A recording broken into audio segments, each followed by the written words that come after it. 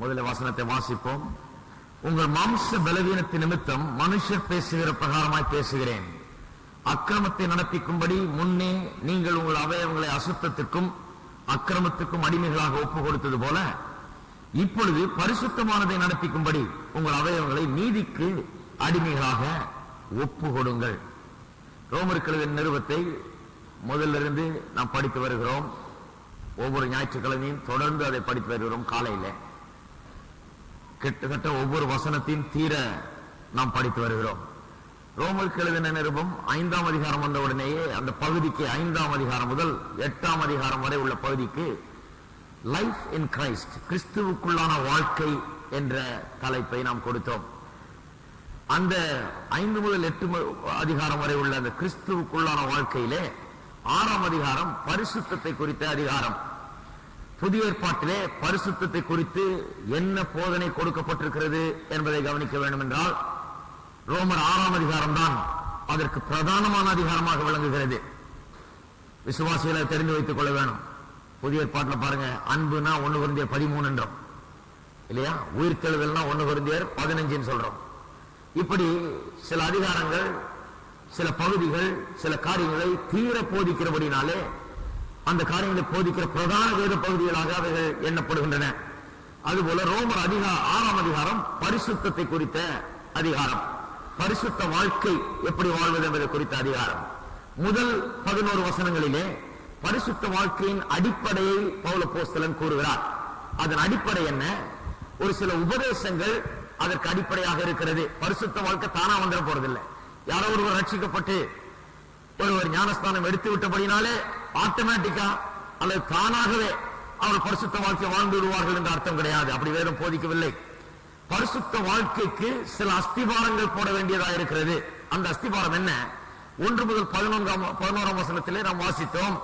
அந்த அஸ்திபாரம் என்னவென்றால், கிறிஸ்துவுக்குள் இவன் என்னவாய் இருக்கிறான், எப்படி கிறிஸ்துவோடு ஒன்றுபட்டிருக்கிறான், அவரோடு கூட ஞானஸ்தானம் பண்ணப்பட்டிருக்கிறான், மூழ்கி எடுக்கப்பட்டிருக்கிறான், கிறிஸ்துவுக்குள்ளாக அவரோடு இணைக்கப்பட்டிருக்கிறான். எந்த விதத்திலே?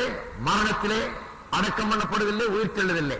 அவரோடு மரித்து அடக்கம் பண்ணப்பட்டு உயிர்த்தெழுந்தோம் என்று பவுல் அப்போஸ்தலன் சொல்லுகிறார். It is the truth about identification with Christ. இந்த ஐடென்டிபிகேஷன், கிறிஸ்துவோடு கூட ஒன்றுபடுதல் என்கிற சத்தியத்தை தீர போதித்தால் தான் அது பரிசுத்தத்துக்கு நடத்தும்.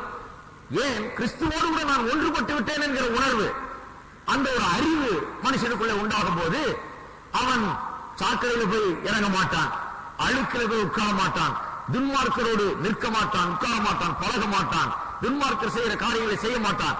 தான் யார்? Who am I? நான் என்னவா இருக்கிறேன்? கிறிஸ்துவோடு மரித்தடக்கம் பண்ணப்பட்ட உயிரோடு எழுந்திருக்கிறேன், அவரோடு இணைக்கப்பட்டிருக்கிறேன், அவருக்குள்ளாக இருக்கிறேன், அவர் எனக்குள்ளாக இருக்கிறார் என்கிற இந்த அறிவு அதிகமாய் போதிக்கப்பட வேண்டும். சும்மா பரிசுத்தமாயிரு பரிசுத்தமாறு பரிசுத்தமாறு இன்னைக்கெல்லாம் சொன்னாலும் அவன் முயற்சிப்பான். நல்ல எண்ணங்களும் நல்ல விருப்பங்களும் மனுஷனுக்குள்ள இருக்கத்தான் செய்கிறது. ஆனால் அது முடியாமல் போய்விடுகிறது. ஏனென்றால் இந்த நான் கிறிஸ்துவுக்குள் யார் என்கிற எண்ணம் தான் அவனை பரிசுத்தத்துக்குள்ளே நடத்துகிறதா இருக்கிறது.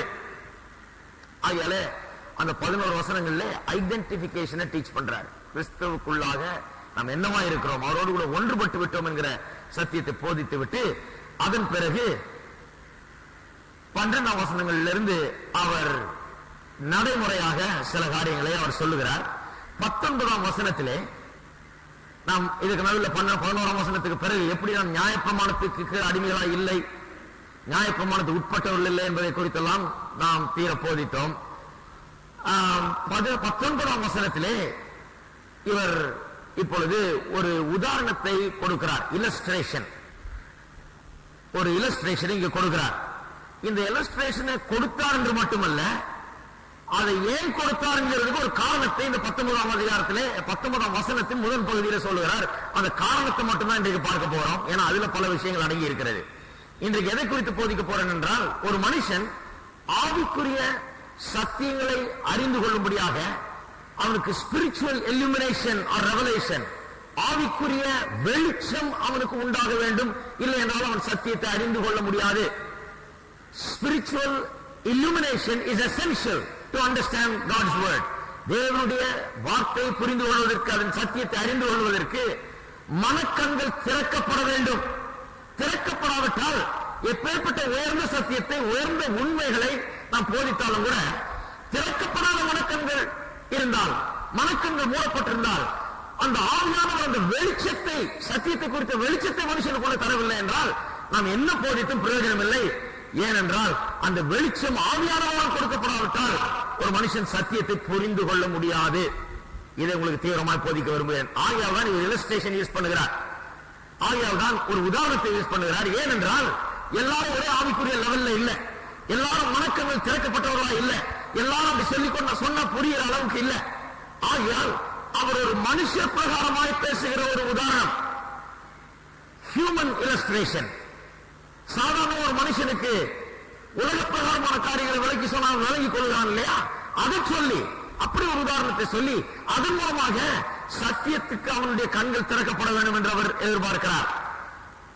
ஆகையால் அவர் சொல்லுகிறார், உங்கள் மாம்ச பலவீனத்தின் நிமித்தம் மனுஷர் பேசுகிற பிரகாரமாய் பேசுகிறேன் என்று சொல்லுகிறார். இதை மட்டும் தான் நீங்க பார்க்க போறோம். மாம்ச பலவீனத்தின் நிமித்தம், உங்கள் மாம்ச பலவீனத்தின் நிமித்தம் மனுஷர் பேசுகிற பிரகாரமாய் நான் பேசுகிறேன் என்று சொல்லுகிறார். ஏன் அப்படி சொல்லுகிறார் பாருங்க. உதாரணத்தை கொடுத்துட்டு போயிடலாம, பேசாம. பிரசங்கியார்களுக்கு உதாரணம் கொடுக்கிறது ஒரு சாதாரண காரியம். உதாரணத்தை கொடுத்து விட்டு போயிடலாம். இப்ப நான் ஒவ்வொரு தரையும் உதாரணம் கொடுக்கிற போது உங்களுடைய மாம்ச பலவீனத்தின் நிமித்தம் மனுஷ பிரகாரமாய் பேசுகிறேன்னு நான் சொல்றது கிடையாது. பவுலப்போஸ்தலன் பாருங்க, அவருடைய நிருபத்தை எல்லாம் வாசித்து பார்த்தீங்கன்னா உதாரணம் அவர் கொடுக்க மாட்டார். ஒரு சில உதாரணங்கள் தான் அவருடைய நிருபங்களிலே இருக்கிறது. முக்கால்வாசி நேரம் வெறும் சத்தியத்தை அப்படியே கொடுக்கிறார். கட 1 2 3 4 சொல்லிட்டே போயிடுவார். அவர் பெரிய ஞானத்தால் நிறைந்தவர், தேவனுடைய வெளிப்பாடை பெற்றவர், எல்லா போஸ்தலர்களை காட்டிலும் அதிக வெளிப்பாடு அவருக்கு, ஆவிக்குரிய சத்தியங்கள் நிறைந்தவர். புதிய ஏற்பாட்டு சபைக்கென்று காரியங்களை போதிக்கும்படியாக தேவன் அவரை நியமித்து அவரை தெரிந்து கொண்டபடினாலே வெளிப்பாட்டின் நிறைந்த நிமித்தம் அப்படியே பேசுகிறார். அவருடைய நிருபங்கள், குறிப்பாக ரோமர், கலாத்தியர், எபேசியர், கொலோசையர், பிலிப்பியர் போன்ற நிருபங்களை வாசித்தால் உதாரணமா நின்று கொடுக்கிறது இல்லை. அவர் பாட்டு கடகடகடன் அடிச்சுட்டு போறார். உதாரணமே கிடையாது. எங்கேயாவது ஒரு இடத்துல அபூர்வமாய் உதாரணங்களை அவர் கொடுக்கிறாரே ஒழிய, கொடுக்கும்போது ரொம்ப அது வல்லமை உள்ளதா இருக்கும், ரொம்ப காரியத்தை எடுத்து காட்டுகிறதா இருக்கும். மற்றபடி வெறும் கதையா சொல்லிட்டு போறது இல்ல, வெறும் ஸ்டோரி சொல்லுகிறது இல்ல. இந்த ரோமர்கள் நிருபத்திலே நாம் 6 அதிகாரம் படிச்சிருக்கோம். 6 அதிகாரம் முடிவு கிட்ட வந்துட்டோம். இப்பதான் முதல் உதாரணமே தர்றாரு. இதுவரைக்கும் உதாரணமே தரவில்லை. இப்பதான் முதல் உதாரணத்தை தருகிறார். அந்த உதாரணத்தை ஏன் கொடுக்கிறேன் அப்படிங்கிற காரணம் அவர் சொல்லுகிறார் பாருங்க. உங்களுடைய மாம்ச பலவீனத்தின் நிமித்தம் மனுஷ பிரகாரமா பேசுகிற பிரகாரமா பேசுகிறேன்னு ஒரு காரணம் சொல்லுகிறார் பாருங்க. அதுல இந்த ஸ்பிரிச்சுவல் இலுமினேஷன், ஆவிக்குரிய வெளிச்சம் ஒரு மனுஷனுக்கு எப்படி அவசியமா இருக்கிறது, சத்தியத்தை புரிந்து கொள்வது என்பதை அழுத்தம் திருத்தமாக சொல்லுகிறார்.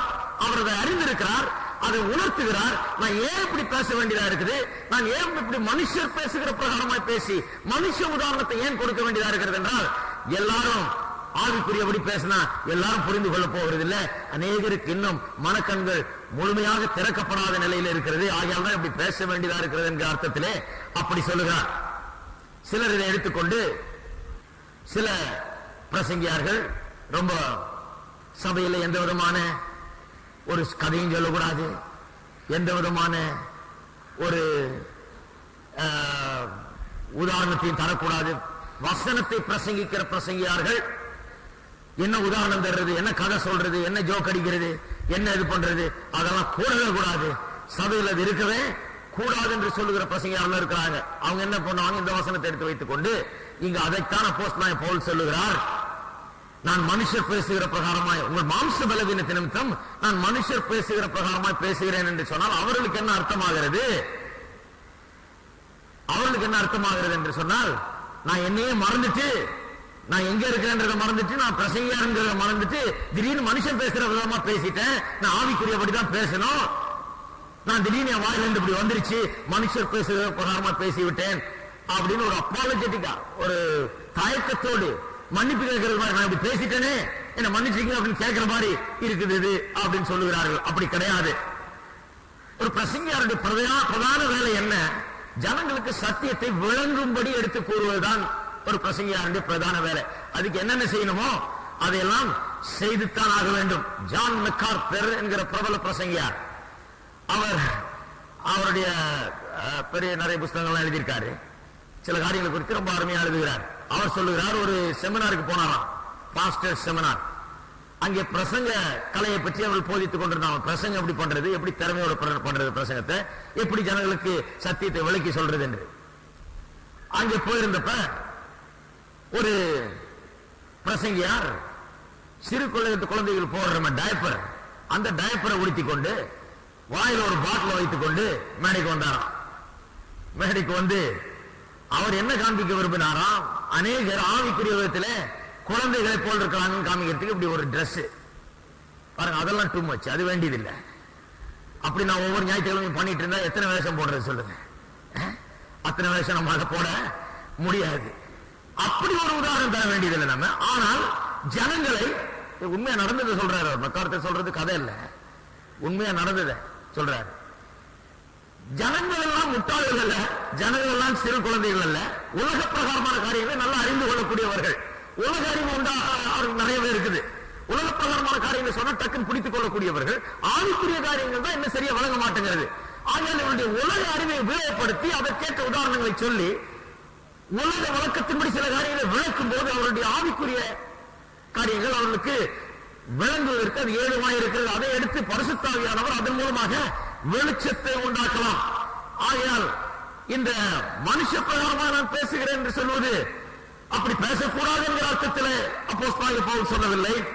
மாறாக அவர் எதற்காக இந்த உதாரணத்தை கொடுக்க வேண்டியதாயிற்று? இவ்வளவு நேரம் ஒரு உதாரணம் கொடுக்கவில்லையே. இப்பொழுது முதல் முறையாக ரோமர் நிருபத்திலே 6 அதிகாரங்களுக்கு பிறகு இவ்வளவு வசனங்கள் இவ்வளவு எழுதிட்ட பிறகு கிட்டத்தட்ட பாதி புஸ்தகத்துக்கு வந்துட்டாரு. இப்ப வந்து ஒரு உதாரணம் தர வேண்டியது இருக்குது. ஏன் இந்த உதாரணத்தை தர வேண்டிய அவசியம்? இது தவிர்க்க முடியாத ஒன்றாக இருக்கிறது. இப்படித்தான் நான் பேச வேண்டியதா இருக்குது. ஏன் இப்படி பேச வேண்டியதா இருக்கிறது ஒரு காரணத்தை அவர் சொல்லுகிறார். அந்த காரணத்தை பார்க்கும்போது எப்படி ஆவிக்குரிய வெளிச்சம் மனுஷனுக்கு தேவைப்படுகிறது என்பதை நாம் இங்கே திட்டவட்டமா பார்க்கலாம். முதலாவது காரணம், எல்லா அந்த காரணம் எல்லாம் அதிலே அடங்கி இருக்கிறது இந்த ஒரு சென்டென்ஸ்லயே. உங்கள் மாம்ச பலவீனத்திலிருந்து மனுஷ பேசுகிற பிரகாரமாய் பேசுகிறேன் என்று சொல்லுகிறார். முதலாவது காரணம் என்ன? அவர் உதாரணம் கொடுக்கிறதுக்கு முதலாவது காரணம் என்ன? மனுஷர் பிரகாரமான உதாரணம் ஏன் கொடுக்கிறார்? முதலாவது காரணம் ஜனங்களுக்கு சத்தியத்தை தெளிவுபடுத்தும்படியாக, to make it plain and clear, சத்தியத்தை விளங்கிக் கொள்ளும்படியாக. குறைந்தபட்சம் அவர் உலக அறிவை வைத்துக் கொண்டு சில காரியங்களை அடிப்படையாக அவர் புரிந்து கொள்ளும்படியாக, இதை வைத்து ஆவிக்குரிய காரியங்களை புரிந்து கொள்ளும்படியாக அவர் உதவுகிறார். அதுக்காக தான் சில உலக பிரகாரமான காரியங்கள் இயேசு பேசும்போது பாருங்க, விதையை குறித்து பேசுகிறார், மரத்தை குறித்து பேசுகிறார், கனியை குறித்து பேசுகிறார், இப்படி விதைக்கிறதையும் அறுக்கிறதையும் குறித்து பேச, இப்படி பலவிதமா நடக்கிற காரியங்களை, மனுஷ கண்களுக்கு முன்பாக தினந்தோறும் நடக்கிற காரியங்கள், இவர்களை பார்த்து அறிந்த காரியங்கள், இவர்களை குறித்து பேசி அதன் மூலமாக ஆவிக்குரிய சத்தியங்களை அவர் விளக்குகிறார். உதாரணத்துக்கு பாருங்க, நான் இப்ப மனுஷனுடைய ஆவியை குறித்து பேசுகிறேன் என்று வைத்துக் கொள்வோம். மனுஷனுடைய ஆவியை குறித்து பேசினா, ஆவியை எத்தனை பேர் போட்டோ பார்த்திருக்கீங்க? ஒரு ஆவியுடைய போட்டோ பார்த்திருக்கீங்களா யாராவது? இல்லைங்க வீட்டுல போட்டோ மாத்தி வச்சிருக்கீங்களா? இது என் ஆவின்னு கிடையாது. ஆவியினுடைய போட்டோவை நம்ம பார்த்தது கிடையாது. உங்க ஆவியை யாராவது படம் வரைஞ்சிருக்காங்களா? கிடையாது. உங்களுடைய ஆவியை யாராவது தொட்டு பார்த்திருக்காங்களா? கிடையாது. உங்களுடைய ஆவியை யாராவது ஸ்மெல் பண்ணிருக்காங்களா? பவுண்டு பார்த்திருக்காங்களா? அல்லது கண்ணால பார்த்திருக்காங்களா? கிடையாது. பாருங்க, இந்த ஆவி மனுஷனுக்கு உள்ளாக இருக்கிற இந்த பகுதி, மனுஷன் ஆவியா இருக்கிறான், சரீரத்துக்குள்ளாக வாழ்கிறான், அவனுக்கு ஆத்மா என்கிற மனம் ஒன்று கொடுக்கப்பட்டிருக்கிறது. பாருங்க, அவனுடைய ஆவி அவன் கண்டதில்லை, பார்த்ததில்லை. ஆனால் நம்ம ஆவி ஆவி ஆவின்னு பேசிட்டு இருந்தா மனுஷனுக்கு விளங்க போகிறதில்லை. ஏன்னா அவன் கண்டதில்லை, அவன் பார்த்ததில்லை, அவன் தொட்டதில்லை, அவனுக்கு அது விளங்குகிறது கிடையாது. ஆகையால் தான் நான் இங்கே ஆவி ஆத்மா சரீரத்தை குறித்து போதித்த போது முதல்ல சரீரத்தை குறித்து பேசினேன். ஏன் சரீரத்தை குறித்து பேசி அதன் மூலமாக ஆவி எப்படி இருக்கிறது என்பதை நான் விளக்க ஆரம்பித்தேன். பாருங்க, சரீரம்னா எல்லாருக்கும் தெரியுது. என் போட்டோ என் வீட்டில் இருந்ததுன்னா அது என்னுடைய சரீரத்தினுடைய போட்டோ. அதுல என்ன இருக்குது? என்னுடைய சரீரம் இருக்குது.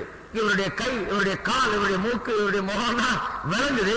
அதை போய் தேடிட்டு இருக்க வேண்டியது இல்லை. அப்படியா, அது எங்க அதை நான் உணர முடியுமா, அதை நான் தரிசனத்தில் காண முடியுமான்னு சொல்லல. நாம ஒரு ஆளுடைய கையும் காலையும் நம்ம நேரடியா பார்க்கிறோம், தொட முடியுது, பார்க்க முடியுது. என்ன சைஸ், என்ன நீளம், எவ்வளவு பெருசு, எவ்வளவு தடி, எவ்வளவு ஒல்லி, எல்லாம் புரியுது. ஆக சரீரம் பார்க்கக்கூடிய அளவில் இருக்கிறபடினால சரீரத்தை முதல்ல சொல்லுகிறோம். ஆகையால் தான் நீங்க போதித்த போது இப்படி போதித்தேன். சரீரம் என்கிறது 3 பகுதிகளால் அடங்கி இருக்கிறது. அது என்ன? Flesh, blood and bones. சதைகள், ரத்தம், எலும்பு, இந்த 3 பகுதிகள். ஆத்மாவும் 3 பகுதிகள் அடங்கி இருக்கிறது. வில், எமோஷன்ஸ் அண்ட் இன்டெலெக்ட், அதாவது அறிவு, உணர்ச்சி, பிறகு சித்தம் கொள்கிற ஆற்றல். இந்த 3 காரியங்கள். சரீரத்துக்கு எப்படி எலும்பு இருக்கிறதோ அது போலதான் மனுஷனுடைய அறிவு. சரீரத்தில் எலும்பு இல்லைன்னா என்ன பண்ணலாம்? உங்க சரீரத்துக்கு எலும்பு இல்லைன்னு வச்சுங்க, உங்களை அப்படியே சுருட்டி ஒரு கோணியை சுருட்டுற மாதிரி சுருட்டி ஒரு முடிச்சு போட்டு ஓரத்தில் வச்சிடலாம், எலும்பு இல்லைன்னா. ஏன்? எலும்பு இல்லைன்னா வெறும் ஒரு சின்ன டவல் மாதிரி இருப்பீங்க, அவ்வளவுதான். எலும்பு தான் நமக்கு ஷேப்பை கொடுக்குது, எலும்பு தான் நமக்கு ஃபார்ம் கொடுக்குது, ஒரு ஸ்ட்ரக்சரை கொடுக்குது. ஒரு நாம் எப்படி இன்றைக்கு இருக்கிறோம், இது இவ்வளவு, என்னுடைய வயிறு இவ்வளவு சுற்றளவு இருக்குது, என்னுடைய தோல் இத்தனை இன்ச்சஸ் இருக்குது அப்படின்னு சொல்றது எதனால? என்னுடைய எலும்புகள் என்ன இப்படி நிக்க வைக்கிறது, எனக்கு ஃபார்ம் அண்ட் ஸ்ட்ரக்சரை கொடுக்கிறது, எனக்கு ஒரு ஷேப்பை கொடுக்கிறது இந்த எலும்பு. இந்த அறிவும் அப்படிதான். இப்படி அனாலஜி, சரீரத்திலிருந்து மனதுக்கு போகிறோம், அப்புறம் மனதிலிருந்து ஆவிக்கு செல்கிறோம். ஆவியும் 3 பகுதியில் அடங்கி இருக்கிறது. அது என்ன? இன்ட்யூஷன், கம்யூனியன் அண்ட் கான்சியன்ஸ், அதாவது உள்ளுணர்வு, ஐக்கியம், மனசாட்சி என்ற 3 பகுதிகள் அடங்கி இருக்கிறது. அப்புறம் 3த்தையும் ஒன்னோட ஒன்னை ஈக்குவல் படுத்தணும். சரீரத்துக்கு எப்படி எலும்போ அதுபோல ஆத்மாவுக்கு அறிவு, ஆத்மாவுக்கு எப்படி அறிவோ அதுபோல ஆவிக்கு உள்ளுணர்வு, இப்படின்னு விளக்கும் போது இதை ஒன்றுபடுத்தி பார்க்கும் போது இந்த அனாலஜி, இந்த ஒற்றுமை இருக்கிற சரீரத்துக்கும் ஆவிக்கும், அந்த ஒற்றுமைகள் நம்ம அதை சரியாக புரிந்து கொள்ள வைக்கிறது. சத்தியத்தை விளக்குகிறதுக்காக அப்போஸ்தலனாகிய பவுல் இங்கே இந்த உதாரணத்தை இங்கே கொடுக்கிறார். சத்தியத்தை விளக்குகிற போது 2 எக்ஸ்ட்ரீம்ஸ் இருக்குது. ஒன்னு நான் சொன்னேன் இல்லையா, டயப்பரை போட்டுக்கிட்டு பால் பாட்டில் வச்சுக்கிட்டு வாயில அப்படியே வந்தாராம். எனக்கு ஞாபகம் இருக்குது, ஒரு அமெரிக்கர் வந்து இங்க பிரசங்கம் பண்ணார். அவர் என்ன நினைச்சாரு தெரியல, பாவம், அவருக்கு இந்தியாவை பற்றி என்ன சொன்னாங்களோ, யார் என்ன சொன்னாங்களோ தெரியல. அவர் இங்க வந்த உடனே இந்தியர்களுக்கு ஒண்ணுமே தெரியாது, சபையில் இருக்கிறவங்களுக்கு எல்லாம் ஒண்ணுமே தெரியாதுன்னு நினைச்சுக்கிட்டு ரொம்ப சண்டே ஸ்கூல் பிள்ளைங்களுக்கு சொல்ற மாதிரி எல்லாத்தையும் நடிச்சு காமிச்சு, எல்லாத்தையும் ஒரு நாடகம் போட்டு, எல்லாத்தையும் ஆக்ட் பண்ணி காமிச்சு அதை செய்ய ஆரம்பிச்சாரு. முதல் நாள் அப்படி பிரசங்கம் பண்ணாரு. நான் பார்த்தேன், அவர்கிட்ட சொன்னேன், ஐயா இங்க நல்லா பிரசங்கம் பண்ணுங்க, எல்லா ஜனங்களும் புரிஞ்சுக்குவாங்க. புரிஞ்சுக்குவாங்கன்னா அவருக்கு ஆச்சரியமா இருக்கு. அப்படியா புரிஞ்சுக்குவாங்களா? எல்லாம் புரிஞ்சுக்குவாங்களாங்கிறார். கண்டிப்பா புரிஞ்சுக்குவாங்க. அமெரிக்கர்கள் எவ்வளவு புரிஞ்சுக்குவாங்களோ அதோட அதிகமாக புரிஞ்சுக்குவாங்க. அப்பேற்பட்ட ஆட்கள் இவங்க எல்லாம். நல்லா பேசுங்க, நல்லா விலைக்கு சொல்லுங்க, சத்தியத்தை விலைக்கு சொன்னா நல்லா புரிஞ்சுக்குவாங்க இவங்க அப்படின்னு சொல்ல வேண்டியதா போச்சு. ஏன்னா சில நேரத்தில் அப்படி அதிகமான உதாரணங்களை கொடுத்து ஒரு சிறு பிள்ளைகள் நமக்கு முன்னால் உட்கார்ந்து இருக்கிறது போல நினைத்து விடுகிறோம். அப்படி கிடையாது, அது ஒரு எக்ஸ்ட்ரீம். இன்னொரு எக்ஸ்ட்ரீம் என்ன? எந்த ஒரு உதாரணமே கொடுக்காம, சத்தியத்தை விளக்கவே செய்யாம, உனக்கு விளங்குனா விளங்கிட்டு விளங்காட்டி போங்கிற பாணியில எதையோ ஒண்ணு கொட்டி தள்ளிட்டு போறது அதுவும் சரியல்ல. இந்த 2 எக்ஸ்ட்ரீம் அவாய்ட் பண்ணணும். சார்ல்ஸ் ஸ்பர்ஜன் என்கிற ஒரு பிரசங்கியார் சொல்லுகிறார், இந்த உதாரணங்கள் எல்லாம் ஜன்னல்களை போல இருக்குதுன்னு. வீட்டுல வைக்கிற ஜன்னலை போல இருக்குதான். ஜன்னலை திறந்து விட்டா என்ன வருது? காத்து வருது. அப்படியே ஒரு ஃப்ரெஷ் ஏர், ஒரு பிரீஸ் உள்ள அப்படி அடிக்குது. அடிச்சோன்னா ஆஹா என்ன தென்றல் காற்று வீசுது, என்ன அருமையா இருக்குன்றோம் இல்லையா? அது ஒரு புத்துணர்ச்சி நமக்கு உண்டாக்குது. அது போலதான் பிரசங்கங்கள்ல சில உதாரணங்கள் கொடுக்கிறோம். ஏனென்றால் சத்தியத்தை தெளிவுபடுத்தும் போது கேட்கும் போது கொஞ்சம் கடினமா இருக்கலாம். ஒரு உதாரணத்தை கொடுத்தோம், ஓஹோ அது அப்படியாங்கிற ஒரு தென்றல் காற்று மாதிரி உள்ள வீசுது. ஒரு திடீரென்று ஒரு புரிந்து கொள்ளுதல் ஏற்படுகிறது. திடீரென்று கொஞ்சம் விளக்கம் அதற்கு உண்டாகிறது. அதே நேரத்தில் அவர் சொல்றாரு, வீட்டை ஜன்னலாலேயே கட்ட முடியாது, ஃபுல்லா ஜன்னலே வச்சு வீட கட்டக்கூடாதுன்றார். வெறும் இங்க நின்று ஞாயிற்றுக்கிழமை தோறும் நான் வெறும் கதையை சொல்லிட்டு போக முடியாது. வந்த உடனே ஒரு 10 கதையை சொல்லி ஆஹா அங்க போன நல்ல கதையெல்லாம் நிறைய சொல்லுவார் அவரு அப்படின்னு சொல்லி போய் கேட்டு வர்றதுக்கு நீங்க வரல. சத்தியத்தை சொல்லுகிறோம். சத்தியத்தை சொல்வதற்காக தான் சில நேரங்களில் உதாரணங்களை பயன்படுத்துகிறோம். அந்த விதத்தில் அப்போஸ்தலன் பவுல் உதாரணத்தை பயன்படுத்துகிறார். 2வது காரணம் சொல்றார். இந்த காரணம் ஏன் சொல்றேன்னா, கடைசி காரணம் தான் ரொம்ப முக்கியம். அதுதான் இந்த ஸ்பிரிச்சுவல் இல்லுமினேஷன் என்கிற காரணம். அதுக்கு வரப்போகிறோம். அதுக்கு வர்றதுக்காக இதெல்லாம் சொல்றேன். 2வது காரணம், அவர் ஏன் உதாரணத்தை உபயோகப்படுத்துகிறார் என்று சொன்னால், ரொம்ப சீரியஸான ஒரு சத்தியத்தை இப்பதான் சொல்லி முடிச்சார். அது என்ன? 12ஆம் வசனத்திலே அவர் சொல்லுகிறார், நீங்கள் 14ஆம் வசனத்திலே நீங்கள் நியாயப்பிரமாணத்துக்கு கீழ்ப்பற்றாமல் கிருபைக்கு கீழ்ப்பட்டிருக்கிறபடியால் பாவம் உங்களை மேற்கொள்ள மாட்டாது. இது ரொம்ப ஷாக்கிங் ட்ரூத். ஷாக்கிங் ட்ரூத்னா எந்த விதத்துல? நியாயப்பிரமாணத்துக்கு நீங்க கீழ்ப்பட்டவர் அல்ல என்று சொல்லுகிறார். The law நியாயப்பிரமாணம் சொன்னா மோசேயின் சந்ததியார் மத்தியிலே, இஸ்ரவேல் மக்கள் மத்தியிலே நியாயப்பிரமாணத்துக்கு நீங்கள் உட்பட்டவர் இல்லைன்னு சொன்னா கல்லறிஞ்சு கொண்டு போட்டுருவாங்க. அவ்வளவு போக அவங்களுக்கு நியாயப்பிரமாணம் அவ்வளவு வைத்து வைத்திருந்தார்கள். அவ்வளவு அது குறித்த உயர்ந்த எண்ணம். அதை போய் இவர் என்ன சொல்றாரு, நீங்க நியாயப்பிரமாணத்துக்கு உட்பட்டவர்கள் அல்ல என்றார். அவங்க என்ன சொல்றாங்க, நியாயப்பிரமாணத்துக்கு உட்பட்டவர்கள் இல்லைன்னா இவங்க என்ன வேணா செய்துக்குவாங்க, எப்படி வேணா வாழ்ந்துக்குவாங்க, எந்த சட்ட திட்டங்களும் இல்ல, ஃப்ரீ ஆயிடுவாங்க ஜனங்க, அப்புறம் எப்படி வேணா வாழ ஆரம்பிச்சிருவாங்க. பரிசுத்த வாழ்க்கைக்கு இது நடத்துகிறதுக்கு பதிலா பரிசுத்த வாழ்க்கையிலிருந்து தூரமா இவங்க நடத்திவிடும். அப்படி சொல்லக்கூடாதியா? இன்னும் கேட்டா இன்னும் நியாயப்பிரமாணத்தை அதிகமா போடணும், ஜனங்கள்ல கட்டுப்பாட்டை அதிகமா கொண்டு வரணும், அப்பதான் அவங்க சரிபடுவாங்கன்றது அவங்க உபதேசம், பரிசேயர்களுடைய உபதேசம். அவர்கள் மத்தியில் இவர் சொல்றாரு, நீங்க நியாயப்பிரமாணத்துக்கு உட்பட்டவர்கள் அல்ல. உடனே என்ன ஃபீலிங் வரும் ஜனங்களுக்கு? சரி, 10 கற்பனைலாம் எனக்கு கிடையாது, நான் அதுக்கு உட்பட்டவன் அல்ல அப்படின்ட்டாரு. நியாயப்பிரமாணத்துக்கு உட்பட்டவன் இல்லைன்ட்டாரு. அப்ப நான் போய் என்ன வேணா செய்யலாம், எப்படி வேணா இருந்துக்கலாம்ங்கிற ஒரு எண்ணம், தவறான எண்ணம் ஜனங்களுக்குள்ள வரும். அதை சரிப்படுத்துவதற்காக இந்த உதாரணம் சொல்லுகிறார். என்ன உதாரணம்? இந்த 19ஆம் வசனத்தில் இருக்க உதாரணம் என்ன? நீங்கள் உங்கள் அவயவங்களை அசுத்தத்திற்கும் அக்கிரமத்திற்கும் அடிமைகளாக ஒப்பு கொடுத்தது போல. இங்கிலீஷ் பைபிள் வச்சிட்டு இருக்கவங்க சர்வன்ட்ஸ் இருக்கும். மறுபடியும் சொல்லுகிறேன், சர்வன்ட் இல்ல, ஸ்லேவ். அதான் கரெக்ட் டிரான்ஸ்லேஷன். அடிமைகளாக ஒப்பு கொடுத்தோம். முன்ன எதுக்கு? அசுத்தத்திற்கும் அக்கிரமத்துக்கும் அடிமையா சரீரத்தை ஒப்பு கொடுத்தோம். இந்த அவயவங்களை, அதாவது அவயவங்கள் என்று சொன்னால் சரீர கைகள் கால்கள் மட்டுமல்ல, அவயவங்கள் சொன்னால் நம்முடைய மனம், நம்முடைய உணர்ச்சி, நம்முடைய சித்தம் எல்லாவற்றையுமே நம்ம ஒப்பு கொடுத்திருந்தோம். முன்ன அசுத்தத்துக்கு ஒப்பு கொடுத்திருந்தோம். அது போலவே இப்பொழுது பரிசுத்தமானதை நடப்பிக்கும்படி உங்கள் அவயவங்களை நீதிக்கு அடிமைகளாக, நாட் சர்வன்ட்ஸ், ஸ்லேவ்ஸ், அடிமைகளாக ஒப்பு கொடுங்கள். இந்த அடிமையை குறித்த உதாரணத்தை ஏன் சொல்லுகிறார் என்று சொன்னால், முன்ன நீங்க பாவத்துக்கு அடிமையா இருந்தீர்கள். பாவத்துக்கு அடிமையா இருந்தீர்கள் சொன்னா, பாவத்துல சங்கிலியில கட்டப்பட்டு அது எங்கெல்லாம் இழுத்துட்டு போச்சு அங்க போனீங்க. உங்களுக்கு சாய்ஸ் ஒண்ணும் கிடையாது, நீங்க விரும்பி ஒண்ணும் செய்யல.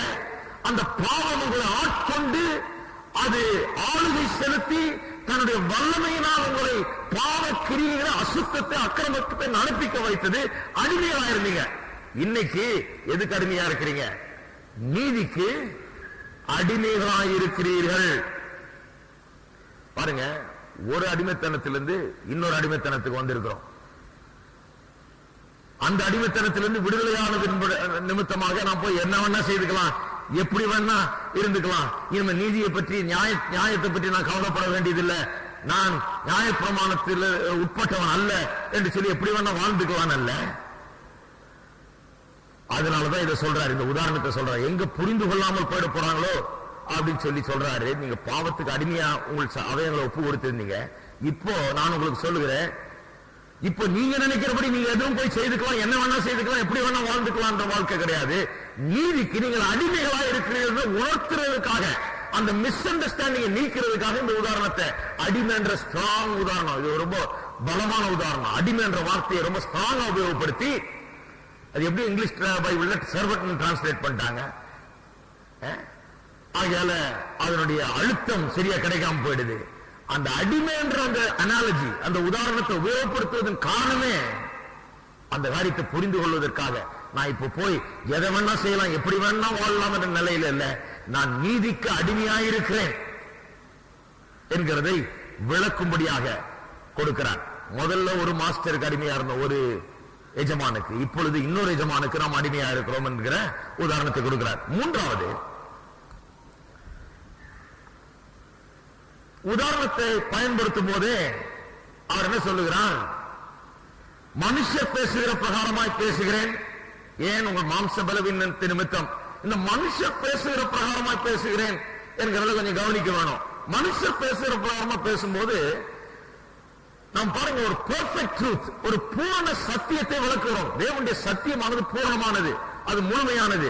அதை விளக்கும் போது மனுஷர் பேசுகிற பிரகாரமா பேசும்போது அதுல பல லிமிடேஷன்ஸ், அதற்கு பல வரையறைகள் இருக்கின்றன, பல கட்டுப்பாடுகள் அதற்கு இருக்கிற. நம்ம வார்த்தை இவ்வளவு தூரம் தான் போவோம், நம்முடைய அனாலஜி, நம்முடைய உதாரணம் இவ்வளவு தூரம் தான் போவோம், அதுக்கப்புறம் அந்த உதாரணத்தை நாம் எடுத்துக்கொள்ள முடியாது. அதை உணர்த்த விரும்புகிறார். எந்த விதத்துல? முன்ன பாவிக்கு அடிமைகளாக இருந்தீர்கள், அவைகளை ஒப்பு கொடுத்தீர்கள். இப்ப நீதிக்கு அடிமைகளாக உங்களுடைய அவைகளை ஒப்பு கொடுங்கள் சொல்லும் போது ரெண்டு அடிமைத்தனம், ஒண்ணு பாவத்துக்கு அடிமைத்தனம், இப்போது நீதிக்கு அடிமைத்தனம். ரெண்டு அடிமைத்தனமும் ஒன்றென்று நினைத்துக் கொள்ளாதீர்கள் என்கிற அர்த்தத்தில் சொல்லுகிறார். ரெண்டும் ஒண்ணு கிடையாது. ரெண்டுக்கும் பெரிய வித்தியாசங்கள் இருக்கிறது. பாருங்க பாருங்க, பாவத்தின் அடிமைத்தனம்னா என்ன, அது மாதிரி சொல்லிடுறேன். பாவத்தின் அடிமைத்தனம்னா பலவான் தன் வீட்டை காக்கிறது போல, ஆயுதம் ஏந்தி காக்கிறது போல. அந்த கதையை சொன்னார்களே இயேசு, ஆயுதம் ஏந்தி பலவான் தன் வீட்டை அதில் உள்ள பொருட்களையும் காத்துக் கொள்கிறான். அவனை விட பலவான் அவனை மேற்கொண்டு அந்த பொருட்களை கொள்ளையாடுகிறார். ஆனா அவன் ஆயுதம் ஏந்தி காத்துக் கொண்டிருக்கிறான். அந்த பலவான் தான் சத்துருவானவன். அந்த பலவான் தான் பாவம் ஆண்டு கொண்டிருந்தது மனுஷரை. பலவான் ஆயுதம் ஏந்தி எப்படி தன்னுடைய பொருளை காத்துக் கொள்கிறானோ அதுபோல பாவமானது மனுஷனை ஆண்டு கொண்டிருந்தது. நம்முடைய வாழ்க்கையில பாவம் ஆயுதம் ஏந்தின ஒரு சோல்ஜரை போல நின்று, இப்படித்தான் நீ இப்படிதான் செய்யணும், என்னுடைய சிறையிருப்பில் இருக்கிற இப்படிதான் வாழ வேண்டும் என்று பாவம் ஆட்கொண்டு கொண்டிருந்தது. அந்த பாவத்தின் பயங்கரம், அதிகாரம், ஆளுகை, அதனுடைய அரசாட்சிக்கு கீழாக நாம் இருந்தோம். எந்த விதமான ஃப்ரீடம், சுதந்திரமும் நமக்கு இல்லை. பாவத்துக்கு கீழே அப்படி அடிமைத்தனத்தில் இருந்தோம், அடிமைப்பட்டிருந்தோம் பாவத்துக்கு கீழாக. No freedom at all, no choice at all. அப்படி பாவத்துக்கு கீழாக அடிமைகளாக இருந்தோம்.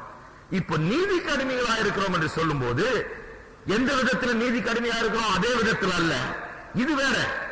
இது பாருங்க, அங்க ஸ்லேவ், பாவத்துக்கு ஸ்லேவ் அடிமை என்று சொல்வது, நீதிக்கு அடிமை என்று சொல்வது ரெண்டும் பெரிய வித்தியாசம். அங்க பயங்கரத்தினால் ஆளப்பட்டோம். பாவத்தின் கொடூர அதிகாரம், வல்லமை செலுத்தப்பட்டது நம்ம மேல. அந்த அதிகாரத்தை வச்சு சாத்தான் ஒரு கொடூரமான மன்னரை போல நம்முடைய வாழ்க்கையில் ஆண்டு கொண்டு வந்தான். நமக்கு எந்த சுதந்திரத்தையும் தராம தலையில அடிச்சு உட்கார வச்சு கழுத்தை பிடிச்சி இழுத்துட்டு போய் காரியங்களை செய்ய வச்சான். அப்படிதான் பாவத்தில் இருந்தோம் நம்ம. ஆனா நீதிக்குள்ள வந்த பிறகு தேவன் அப்படியா செய்கிறார். தேவன் என்ன, நம்ம தினம் கழுத்தை பிடிச்சி காதை பிடிச்சி இழுத்துட்டு போய், இங்க வா, உனக்கு பிடிக்கலனா கூட இங்க வா, உன்னை இழுத்துட்டே போய். எனக்கு ஞாபகம், நான் சின்ன பையனா இருக்கும்போது ஒருத்தர் பிரசவம் பண்ணார் கோயில்ல. பழைய பாடல இருந்து ஒரு வசனத்தை எடுத்து, இஸ்ரவேல் மக்களை தேவன் சொன்னா கழுத்தை பிடிச்சி உன்னை கொண்டு போவேன். ஆகியால நான் ரொம்ப வருஷமா நினைச்சிட்டு இருந்தேன், அது பரவாயில்ல, நம்ம போனா கூட ஆண்டவர் நம்ம கழுத்தை பிடிச்சு எப்படி அந்த ஐடியாவை கொடுத்துட்டாங்க. அப்படி எப்படி பரிசுத்த வாழ்க்கை வரும்? ஆண்டவர் கழுத்தை பிடிச்சு கொண்டு போவார்னு நினைக்கிறேன். அப்ப பரிசுத்த வாழ்க்கை இல்லாதப்ப ஏன் விட்டுட்டார் ஆண்டவர்? என் காதை பிடிச்சி திரும்ப கூடாதா? என் கழுத்தை பிடிச்சி இழுத்துட்டு போக கூடாதா? என்ன போர்ஸ் பண்ணி இப்படி வாழ வைக்க கூடாதா? அவரை செய்யலாம் அப்படி அப்படிங்கிற ஒரு எண்ணம் வந்து விடுகிறது. அந்த அடிமைத்தனத்தில் பிசாசு அப்படிதான் செய்தான். பாவத்துக்கு அடிமையா இருக்கும் போது சங்கிலியில கட்டப்பட்டு அப்படியே இழுத்துட்டு போய் தினந்தோறும் வேலை செய்ய வச்சான். பாவத்தின் கொடூர அடிமைத்தனத்தில் இருந்தோம். நீதிக்கு அடிமையா இருக்கிறோம் என்று சொன்னால் இது வித்தியாசமான அடிமைத்தனம். இது எப்படி அடிமைத்தனம் என்று சொன்னால், அந்த காலத்திலே அடிமைகள் இருந்த நாடாகிய அமெரிக்காவிலே அடிமைகளுக்கு விடுதலை பிரகடனம் செய்யப்பட்டது. ஆப்ரஹாம் லிங்கன் என்கிற பிரசிடென்ட் வந்த போது விடுதலை பிரகடனம் செய்தார். இனிமே அடிமைகளே கிடையாது, இனிமே யாரும் அடிமை சட்டப்படி அடிமையாக வைக்கப்பட முடியாது. அடிமைகள் எல்லாம் அவருடைய எஜமான் விலை கொடுத்து வாங்கின எஜமானை விட்டு வெளியே போயிடலாம், போய் சுதந்திரமா வாழலாம் சொல்லிட்டார். சொன்ன பிறகும் சில அடிமைகள் என்ன பண்ணார்களாம், அவருடைய எஜமானத்துல வந்து சிலர் நல்ல எஜமான்களா இருந்திருக்காங்க. பாருங்க, எல்லா எஜமானும் மோசமானவன் சொல்ல முடியாது. வெள்ளக்காரர்கள் மத்தியில சிலர் ஒரு மனுஷிய பிரகாரமாக ஒரு நல்ல மனுஷர்கள், ஆனால் மனுஷனை போல நடத்தி அந்த ஆப்பிரிக்காவிலிருந்து கொண்டு வரப்பட்ட அடிமைகளை கொஞ்சம் இரக்கத்தோட நடத்தி நல்ல சாப்பாடு கொடுத்து ஒழுங்கா வேலை வாங்கி அவர்களுக்கு சில அடிப்படை உரிமைகளை கொடுத்து நல்லபடியா வைத்திருந்தார்களாம் சில ஓனர்ஸ், ஸ்லேவ் ஓனர்ஸ். இந்த அடிமைகள் விடுதலையாக்கப்பட்ட உடனே இந்த அடிமைகளுக்கு வெளியே போய் தனியா சுதந்திரமா வேலை செய்ய பயமா இருக்குது. ஏன்னா அவர்கள் அடிமையா இருந்தே பழக்கப்பட்டுட்டாங்க. திடீர்னு வெளியே போய் நீ இஷ்டப்படி செய்துக்கோ, எங்க வேணா ஒரு வேலை செய்துக்கோ, சம்பளம் வாங்கிக்கலாம், எனக்கு புரியல.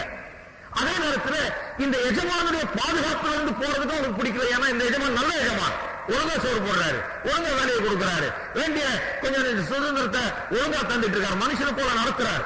அப்படிப்பட்ட நல்ல ஆட்களுக்கு இருந்த அடிமைகள் அந்த எஜமான்கிட்ட போய், ஐயா நாங்க போல, அடிமைத்தனத்திலிருந்து விடுதலை ஆயிட்டோம் வழங்கிடுச்சு, பேப்பர்ல வந்துருச்சு, அது ரேடியோலாம் சொல்லிட்டாங்க, எல்லாம் கிடைச்சிருச்சு, நியூஸ் கிடைச்சிருச்சு, நான் வேணும்னா போலாம், ஆனால் I choose to be your slave, நான் உங்களுடைய அடிமையாக இருப்பதை தொடர்ந்து இருக்க நான் தெரிந்து கொள்கிறேன், தொடர்ந்து உமக்கு அடிமையாக நான் வாழ விரும்புகிறேன், இவ்வளவு நாள் நானும் எங்க குடும்பமும் இங்க இருந்து உங்களுடைய சாப்பாடை சாப்பிட்டு உமக்கு வேலை செய்தோம். இனிமேலும் நாங்க எங்கேயும் போகாம நீ நல்ல இடமான எங்களுக்கு எல்லாம் செய்திருக்கிறீர். ஆகியார் இங்கேயே இருந்து இங்கேயே சாப்பிட்டு இங்கேயே வேலை செய்து இங்கேயே நாங்கள் சாக விரும்புகிறோம். எங்களுக்கு இதுக்கு அனுமதி வேணும். உங்களுடைய அடிமைகளாகவே எங்களை தொடர்ந்து வைத்துக் கொள்ளும் என்று கேட்டார்களாம். இருக்கீங்களா? ஹலோ, இது என்ன அடிமைத்தனமா? சிலர் பார்க்கலாம் சொல்லலாம், அவன் அடிமைத்தனத்தில் கிடையாது. He chose. அவனை தெரிந்து கொண்டான். முன்ன வந்து வேற வழி இல்ல, வெளியே போனா நாயை விட்டு பிடிச்சிட்டு வர சொல்லுவாங்க. இவன் ஓடுனா அதுக்கு நாய் போய் கவ்வி பிடிச்சி தர சதையோட சேர்த்து பிடிச்சி இழுத்துட்டு வராங்க. ஓடதான் முடியாது. ஓடுனா கொண்டு வந்து இவன் சுட்டே போட்டுலாம், கொன்னே போட்டுலாம். ஏன்னா தலை கொடுத்து வாங்கியிருக்கான், என்ன பண்ணலாம் அவன்? முன்ன அந்த உரிமை கிடையாது. இப்போ அவன் வாழ்கிற ஒவ்வொரு நாளும் அவனுடைய சாய்ஸ். அவன் தெரிந்து கொண்டது நிமித்தமாக இவருக்கு அடிமையான வாழணும், இவர் மேல நான் பிரியப்படுகிறேன், இவர் அன்பாக இருக்கிறார், இந்த அன்புக்கு நான் அடிமையாகிவிட்டேன். நல்ல கவனிங்க, இந்த அன்பு நிமித்தம் நான் இவருக்கு சேவை செய்ய விரும்புகிறேன், இவருக்காக வேலை செய்ய விரும்புகிறேன், இவர் அண்டையில வாழ விரும்புகிறேன் என்று அவன் தெரிந்து கொள்கிறான். தெரிந்து கொண்டவன் எந்த நேரமும் என்றைக்கும் அவன் காலையில் எழுந்திரிச்ச உடனே இன்னைக்கு வேணாம் நினைச்சா அவன் சொல்லிட்டு போயிடலாம். இருக்கீங்களா? பிடிக்கலன்னா சொல்லிட்டு போகலாம். That choice is there. அவன் கொடூரமான ஒரு ஆட்சிக்கு கீழாக இல்லை. பாவம் அப்படி சங்கிலி போட்டு கட்டி அவனை தரத்தரம் இழுத்துட்டு போய் பாவத்தை செய்ய வச்சு அந்த வல்லமையினால் கொடூரமாய் ஆட்கொண்டதோ அப்படிப்பட்ட ஒரு அடிமைத்தனத்தில் இவன் இல்லை. எப்படிப்பட்ட அடிமைத்தனத்தில் இருக்கான்? போ அன்பினால் இவனே தன்னை அடிமையாக்கி கொண்டான்.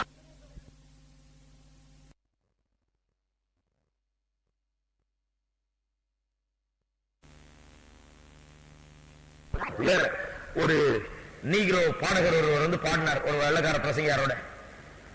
அவர் அருமையா பிரசங்கம் பண்ணார். அந்த வெள்ளக்கார பிரசங்கியார் இந்த பாடகர் அப்படியே பரலோகத்தை கீழே இறக்கி கொண்டாந்துருவார். அப்பேற்பட்ட பாடகர். அந்த பாடகர் பாருங்க, ஒரு காதுல கம்மல் போட்டுட்டு இருந்தாரு. நான் இதை பார்த்துட்டு என்னடா ஒரு காதுல கம்மலா இருக்கு, இவங்க எல்லாம் கிறிஸ்தவங்களா? நான் பாருங்க இங்க ஒழுங்கான பெந்தோஸ்து குடும்பத்திலிருந்து போயிருக்கேன் நான். இவங்க எல்லாம் பார்த்தா கிறிஸ்தவங்க, காதுல கம்மல், என்ன பாட்டு கேட்குது எனக்கு அப்படின்னு யோசிச்சுட்டு இருந்தேன். ஆனா அந்த ஆள் பாடினப்ப பரலோகமே கீழே இறங்கி வந்துருச்சு. அப்புறம் அடுத்த பாட்டு பாடும்போது அந்த ஆள் அந்த கம்மல் ஏன் போட்டிருக்கேன்றது விளக்குனார். அதுக்கு நீங்க போய் கம்மல் போட்டுங்கன்னு நான் சொல்லல. யங் பாய்ஸ் போயிட்டு பாஸ்டர் சாமே சொல்லிட்டாருங்க கம்மல் போட்டுக்கலாம். நான் அடுத்த நாள்ல இருந்து இப்ப ஃபேஷனா இருக்கு. இப்போ ஜாக்கிரதை, நான் சொல்லல. டேப் எல்லாம் இருக்குது, நான் டேப் பண்றேன். தெரியும் என்ன பண்ணுவாங்க சிலர் அவங்க அப்பா அம்மாட்ட போய் சொல்லி பாஸ்டர் சாம் சொல்லிட்டாருங்க, அவர் பார்த்தா ஒரு ஆள் கம்மல் போட்டு இருக்கிறது, ஆகியால் நானும் கம்மல் போட்டுக்க போறேன். அதன் அர்த்தம் இதுதான், நீங்க வளர்க்காதீங்க. அந்த ஆள் கம்மல் போட்டிருக்கிற அர்த்தத்தை விளக்கினார். என்ன சொல்றாரு? பழைய ஏற்பாட்டு காலத்தில் அடிமைகள் இருந்தார்கள். அந்த காலத்தில் அந்த அடிமைகள் இதே போல அமெரிக்காவில் நடந்தது போல விடுவிக்கப்பட்ட பிறகு சிலர் தன்னுடைய எஜமான்கிட்ட இருந்து தொடர்ந்து சேவை செய்கிற அந்த அன்பு நிமித்தமாக தொடர்ந்து அன்பின் அடிமைகளாக இருக்கிறேன்னு விரும்புறாங்க. அப்படிப்பட்டவர்களுக்கு காது குத்தப்படுமா? காது குத்தி அங்க ஒரு கம்மல் போடுவாராம் அந்த ஓனர். அந்த ஓனருடைய எம்பளம் போட்ட கம்மலை போட்டு யார் பார்த்தாலும் இது அந்த ஆளுடைய ஆளு, அந்த ஆளுடைய அடிமை என்கிறது விளங்கும்படியாக அது செய்யப்படுகிறது. அப்ப மற்றவர்கள்லாம் இவனை உதாசீனமா நடத்த முடியாது, மற்றவர்கள் இவருக்கு எந்த தீங்கு நினைச்சிட முடியாது. அந்த ஆளுக்கு பதில் சொல்லி ஆகணும், இந்த ஆளுக்கு சொந்தமானவன் இவன் அப்படி என்பதை காண்பிக்கும்படியாக காதுல கம்மலை போட்டு இவர் யாருக்கும் சொந்தமானவர் என்பதை தெரியப்படுத்துகிறாங்களாம். அன்பின் அடிமை இவன் தெரிந்து கொண்டு அன்பு நிமித்தமாக இந்த ஆளோட இருக்க விரும்பிட்டான் என்பதை காண்பிப்பதற்காக இந்த ஆள் சொல்றாரு, நான் பாவத்தின் பிடியில சிக்கி கிடந்தேன், போதை மருந்துகளையும் மற்ற பொல்லாத காரியங்களை உட்கொண்டு நான் அப்படியே பாதி மயக்கத்துல தான் ஒவ்வொரு நாளும் என் வாழ்க்கையை கழிச்சேன், சிறைச்சாலையில் இருந்தேன், இப்படி எல்லாம் தீய வாழ்க்கையை நான் வாழ்ந்து வந்தேன், பொல்லாத வாழ்க்கை, என்னுடைய வாழ்க்கை அழிஞ்சு போற வாழ்க்கையா இருந்தது, என் குடும்பத்தை இழந்தேன், எல்லாத்தையும் இழந்தேன், என் உலகத்தில் இருக்கிற எல்லா காரியங்களும் இழந்தேன், குடும்பத்தையும் நாசமாக்கினேன், நானு அநேக குடும்பங்களையும் நாசமாக்கி இருக்கேன். ஆனால் பாவத்துக்கு அடிமையாக இருந்த நான் இயேசு என்னை வந்து தொட்டார், என்னை மீட்டுக் கொண்டார், அவருடைய அன்பை நான் உணர்ந்தேன், என்னை விடுவித்தார். எல்லா போதை மருந்துகள் இருந்தோம், எல்லா குடிப்பழக்கத்தில் இருந்தோம், எல்லா அந்த நாசமாக்குற வேலையில் இருந்தோம், எல்லா பிசாசின் பாவ பிடியில் இருந்தோம், பிசாசின் வல்லமையிலிருந்து என்னை விடுதலை ஆக்கினார். From the tyranny and the dominion and the rule, reign and the realm of Satan. பிசாசுடைய சகல அரசாட்சி, ஆளுகை, அவனுடைய அதிகாரம், வல்லமை, ஆதிக்கத்திலிருந்து என்னை விடுதலையாக்கினார். நான் விடுதலையானபடினால் அவருடைய அன்பை ருசி பார்த்தேன். இனி நான் பாவத்துக்கு அடிமை அல்ல, போதைப் பொருளுக்கு அடிமை அல்ல, குடிப்பழக்கத்துக்கு அடிமை அல்ல, பாவ செயலுக்கு அடிமை அல்ல. நான் இயேசுவுக்கு அடிமை, இயேசுவுக்கு நான் அர்ப்பணித்திருக்கிறேன் என்பதை காட்டுவதற்காக இதை நான் அணிந்திருக்கிறேன் என்று சொன்னார். ஹலோ, அப்படி காட்டணும்னா அதை அணிஞ்சாதான் காட்ட முடியும் இல்ல. ஆனா அவர் சொன்னதை கவனிக்கணும். எனக்கு ரொம்ப அவர் சொன்னதை என் வாழ்நாள் முழுக்க மறக்க மாட்டேன். அவர் சொன்னது உண்மையாகவே அவர் உள்ளத்தில் அப்படி உணர்றதுனால அப்படி சொல்றார். அந்த பாட்டை பாடும்போது எனக்கு விளங்குது. இதனாலதான் அன்பின் அடிமை. அன்பின் அடிமை. நாம் எப்படி அடிமையா இருக்கிறோம்னா, பிசாசு கிட்ட பாவத்துக்கு அடிமையா இருந்தோம், அப்படி அடிமையா இல்ல. இப்போ அடிமைகளாய், நீதிக்கு அடிமைகளாய் இருக்கிறோம் என்று சொன்னால் இது வேற விதத்தில் அன்பு நிமித்தமாக நாம் அவரை சேவிக்க, அவருக்காக ஜீவிக்க நாம் நம்மை ஒப்பு கொடுத்திருக்கிறோம். பாருங்க, கிறிஸ்துவின் அன்பை ருசி பார்த்தபடினாலே அந்த அன்பு நிமித்தமாக நம்மை நாமே அவருக்காக வாழும்படியாக நாம் ஒப்பு கொடுக்கிறோம். அந்த அடிமை பழைய அடிமை கொடூர ஆட்சிக்குள்ள இருக்கிறான். ஏன்னா இந்த புது அடிமை, நீதிக்கு அடிமையா இருக்கிறவன் அவரை நேசிக்கிறபடினால் அவருக்கு விருப்பமானதை செய்கிறான். அவருக்காக வாழ்கிறபடினால் அவருக்காக அவருடைய சித்தத்தை நிறைவேற்ற வேண்டும், அவருடைய நோக்கப்படி செய்ய வேண்டும், அவருடைய சித்தம் மட்டுமே நடக்க வேண்டும் என்று அப்படி தன்னுடைய வாழ்க்கையில் நடந்து கொள்கிறான். இந்த அடிமை he lives for him. அவருக்காக, தான் நேசிக்கிற அந்த ஆண்டவருக்காக அவன் ஜீவிக்கிறான். இது willing slavery. இது மனமுவந்து தன்னை ஒரு அடிமையாக ஒப்பு கொடுக்கிற ஒரு நிலை. பாருங்க, இதை விளக்குறதுக்காக தான் இந்த அடிமை என்ற உதாரணத்தை கொடுக்கிறார் அவர். என்ன தப்பா புரிந்து கொள்ளக்கூடாது.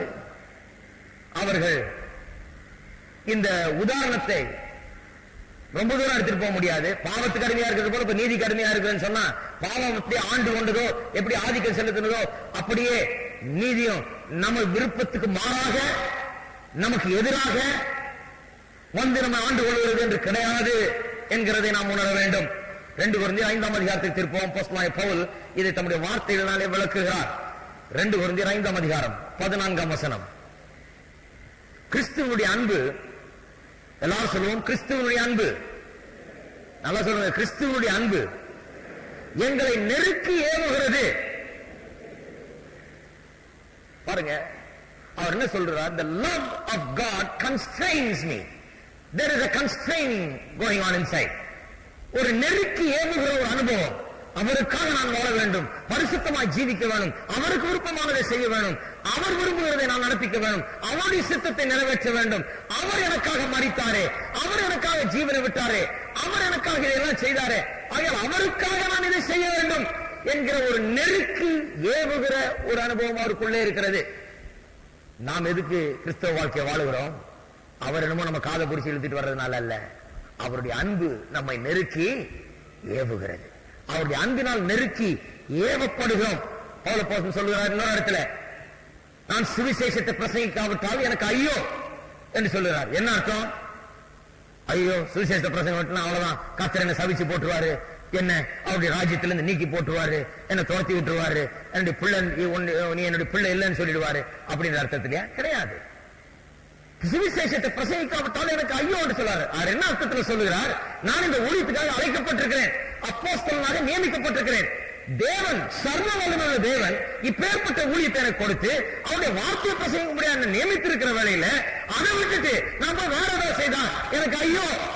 அப்பேற்பட்ட ஒரு காலிங், அப்பேற்பட்ட ஒரு அழைப்பை நான் உதாசீனப்படுத்த முடியாது. அவர் அவ்வளவு அன்பாய், இவ்வளவு பெரிய வேலைக்கு, உயர்ந்த வேலைக்கு என்ன அவர் அழைத்து என்ன வச்சிருக்கிறாரு, என்ன இவ்வளவு உழைத்து வச்சிருக்கிறாருன்னா, நான் அதற்கு கனம் கொடுத்து அதை சரியா செய்யாம வேற எதையாவது செய்துட்டு இருந்தா எனக்கு ஐயோன்ற அந்த அர்த்தத்துல தான் சொல்ற. இன்னொரு இடத்துல சொல்லுகிறார், நான் அடிமையாக இருக்கிறேன் என்று. கிறிஸ்துவுக்கு அவர் அடிமையாக இருப்பதாக அவர் சொல்லுகிறார். பாருங்க, ரோமர் எழுதின நிருபம் 1ஆம் அதிகாரம் 1ஆம் வசனத்திலே, 1ஆம் அதிகாரம் 1ஆம் வசனத்திலே இயேசு கிறிஸ்துவின் ஊழியக்காரனும், இங்க ஊழியக்காரன் என்கிற இடத்துல மறுபடியும் சர்வன்ட் வரலாம். ஆனா சர்வன்ட் கிடையாது, இங்கேயும் ஸ்லேவ் தான். பவுல் அப்போஸ்தலன் என்ன சொல்றாரு? இயேசு கிறிஸ்துவின் ஊழியக்காரன், இயேசு கிறிஸ்துவின் அடிமை. எப்படி அடிமை? கெட்ட விதத்தில் அடிமை இல்ல, விருப்பத்துக்கு மாறாக இயேசு கிறிஸ்துவை பிடித்து கழுத்து பிடிச்சு நடத்துற அப்படிப்பட்ட அடிமை இல்ல, விரும்பின அடிமையாயிட்டு அவருக்கு. அவருடைய அந்த ருசி பார்த்ததுனால நான் நெருக்கி ஏவப்படுகிறேன், என் ஜீவியத்தை அவருக்கு ஒப்பு கொடுத்திருக்கிறேன். எனக்காக அவர் மரித்து ரத்தம் சிந்தி எனக்காக அவர் உயிர் திறந்தார், இவ்வளவு பெரிய காரியத்தை எனக்காக செய்திருக்கிறார் என்ற சத்தியத்தை உணர்ந்து நான் அவருக்கு அடிமையாகிவிட்டேன், இயேசு கிறிஸ்துவின் அடிமை என்று சொல்லுகிறார். அப்ப அடிமைன்னு சொன்னா அந்த அடிமைக்கு ஒரு நோக்கம், ஒரு சித்தம், ஒரு இதெல்லாம் கிடையாது. அடிமைக்கு அதெல்லாம் கிடையாது. அடிமைக்கு என்ன நோக்கம், என்ன சித்தம்? எஜமானுக்கு என்ன நோக்கமோ, எஜமானுக்கு என்ன சித்தமோ அதுதான் அடிமைக்கு சித்தம், அடிமைக்கு நோக்கம். இவனுக்கு ஒரு தனி சித்தம் கிடையாது, ஒரு தனி நோக்கம் கிடையாது. ஆகையால் தான் பாருங்க, நம்முடைய வாழ்க்கையிலும் தேவனுடைய சித்தம் நிறைவேற வேண்டும், தேவனுடைய நோக்கம் நிறைவேற வேண்டும் என்று அப்படி நாம் வாழுகிறோம். இதை விளக்குவதற்காக இந்த உதாரணத்தை கொடுக்கிறார், அடிமையை குறித்த உதாரணம். நான்காவது கடைசி காரணம், the ultimate reason, இந்த உதாரணம் உபயோகப்படுத்தப்படுவதற்கு முக்கிய காரணம், ரொம்ப முக்கியமான காரணம் என்னவென்று அவர் சொல்லுகிறார். உங்கள் மாம்ச பலவீனத்து நிமித்தம் மனுஷ பேசுகிற பிரகாரமா பேசுகிறேன். மூணாவது காரணம் பார்த்தோம், மனுஷ பிரகாரமா பேசுகிற பிரகாரமா பேசுறேன். அதனால there are limitations, இதுல குறைபாடுகள் இருக்கும். பழைய அடிமைத்தனத்தை போல இந்த அடிமைத்தனம் இல்லை, இது கொஞ்சம் வித்தியாசமான அடிமைத்தனம், பெரிய வித்தியாசம் இருக்குது, அதை புரிந்து கொள்ளணும். அதுவும் இல்லாம அந்த அடிமைத்தனம் என்கிறத விளக்குவதற்காக இந்த உதாரணத்தை கொடுக்கிறேன் என்று சொல்கிறார். நான்காவது காரணம் என்னவா? மாம்ச பலவீனத்தை நிமித்தம் இந்த உதாரணத்தை கொடுக்கிறேன். மாம்ச பலவீனத்தை நிமித்தம் இப்படி பேசுறேன். நல்ல கவனிங்க, உங்களுடைய மூளை அறிவின் குறைவு நிமித்தம் இப்படி பேசுறேன்னு சொல்லல.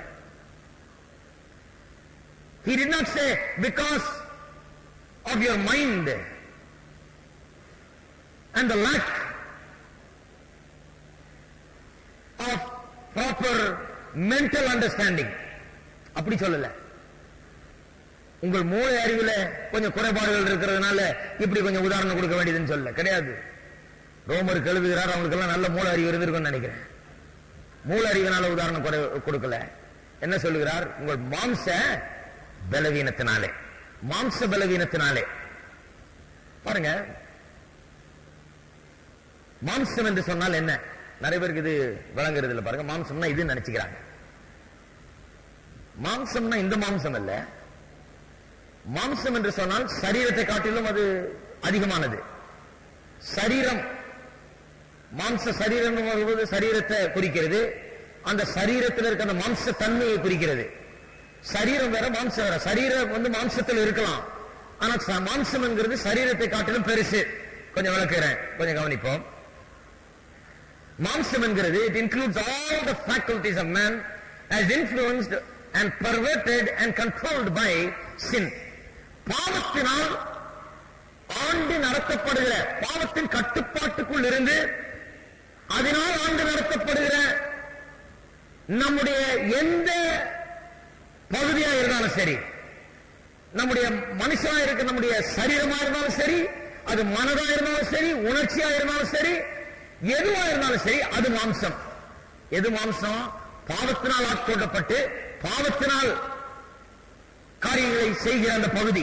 இப்ப என் மனம் பாவத்தினால் ஆட்கொள்ளப்பட்டு பாவத்தினால் காரியத்தை செஞ்சனா அது மாம்சம். அது மாம்ச சிந்தை என்று வேதவசனம் அழைக்கிறது. அது மாம்ச சிந்தை. ஏன் மாம்ச சிந்தை? மாம்சம் சரீரம் கிடையாதுங்க. மாம்ச சிந்தை என்று சொன்னால் பாவத்தினால் ஆட்கொள்ளப்பட்டு பாவத்தினால் இன்ஃபுளுன்ஸ் பண்ணப்பட்டு பாதிக்கப்பட்ட ஒரு மனம் அதன்படி நடந்து கொள்கிறது. அந்த பாவ பழக்க வழக்கத்தின்படி நடந்து கொள்கிறபடினாலே அது மாம்ச சிந்தை என்று அழைக்கப்படுகிறது. அப்ப என் சிந்தை மாம்சமா இருக்கலாம் இல்லையா?